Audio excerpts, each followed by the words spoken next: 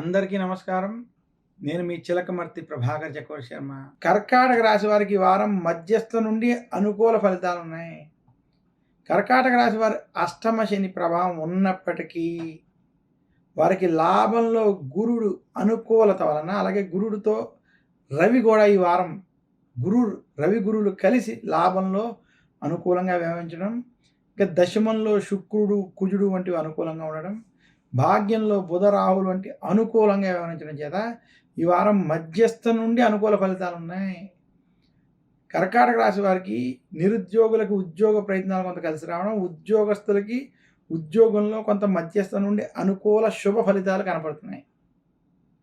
ఉద్యోగస్తులకి ట్రాన్స్ఫర్లు, ప్రమోషన్ వంటి ప్రయత్నాలు కూడా మీకు కొంత అనుకూలమైనటువంటి అనుకున్న ఫలితాలు ఉంటాయి. ఇంకా కర్కాటక రాశి రైతాంగం, సినీ రంగం వంటి రంగాల్లో ఉన్నటువంటి వారికి ఈ వారం మధ్యస్థ ఫలితాలు ఉన్నాయి. కర్కాటక రాశి వ్యాపారస్తులకి ఈ వారం మార్పు వచ్చేటువంటి సమయం.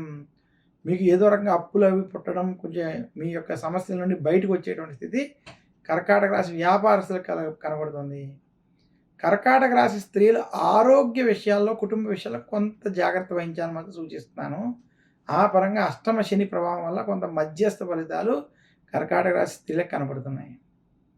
మొత్తం మీద ఈ వారం కర్కాటక రాశి వారికి మధ్యస్థం నుండి అనుకూల ఫలితాలు కొంత అధికంగా ఉన్నాయని తెలియజేస్తూ, కర్కాటక రాశి వారి ఈ వారం మరింత శుభ ఫలితాలు మీరు పొందాలి అంటే దశరథ ప్రోక్త శని స్తోత్రం వంటి స్తోత్రాలను పఠించుకోవడం, శనివారం రోజు శనికి తైలాభిషేకం వంటివి చేయడం, అలాగే శనివారం విశేషంగా శివారాధన వంటివి చేసుకోవడం వల్ల, ఈశ్వరుడికి అభిషేకం వంటివి చేసుకోవడం వల్ల మరింత శుభ ఫలితాలు కర్కాటక రాశి వారు పొందుతారు.